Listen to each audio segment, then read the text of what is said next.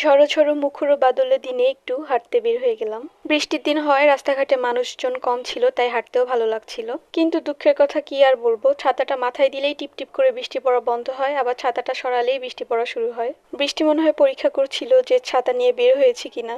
যাই হোক, অন্যান্য সময় এই জায়গাগুলোতে এত লোকজনের ভিড় থাকে যে বসার মতো একটু জায়গা থাকে না। আর আজকে কি সুন্দর নিরিবিলি, হাঁটতেই ভালো লাগছিল। আর হাঁটতে হাঁটতে এই সুন্দর গোলাপগুলোকেও একটু ভিডিওতে নিয়ে নিলাম। এগুলো বৃষ্টিতে ভিজে যেন আরো সজীব হয়ে উঠেছে। তো চারপাশটা ফাঁকা দেখে আমার বান্ধবী বলল যে আমাকে কয়েকটা পিকচার তুলে দাও। যেহেতু বৃষ্টির দিন, তাই ও ছাতা মাথায় দিয়ে কিছু পিকচার তুলতে চাচ্ছিল। কিন্তু কি আর বলবো, আবারও সেই দুঃখের কথা। যখনই ওর ছবি তুলতে যাব, কোথা থেকে মানুষজন আসা শুরু করলো আমি বুঝলাম না। যাই হোক, এরপর কিছু ছবি তুলে বাসার উদ্দেশ্যে যাচ্ছিলাম। কিন্তু অনেকদিন পর দোকানে এই চকোচকোগুলো দেখে কিন্ডারগার্টেনে পড়ার কথা মনে হয়ে গেল। ছোটবেলায় কে কে এই চকোচকোগুলো খেয়েছেন? চকোচকো কিনে বাসায় যাচ্ছিলাম, আবার রাস্তার পাশে দেখতে পেলাম মেহেদি।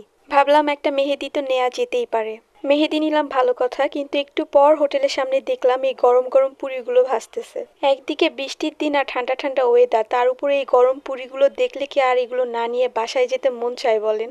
এখন এই পুরিগুলো দেখে যদি কারো খাইতে ইচ্ছা করে, সে দায় কিন্তু আমার না। এই তো পুরি টুরি নিয়ে বাসায় যাচ্ছি। আর ওই যে বাসার সামনে সুন্দর সুন্দর দুইটা বেলকনি দেখা যাচ্ছে, আসলে এই বেলকনিতে কিছুই নেই। ভিডিওটা এতক্ষণ দেখার জন্য ধন্যবাদ।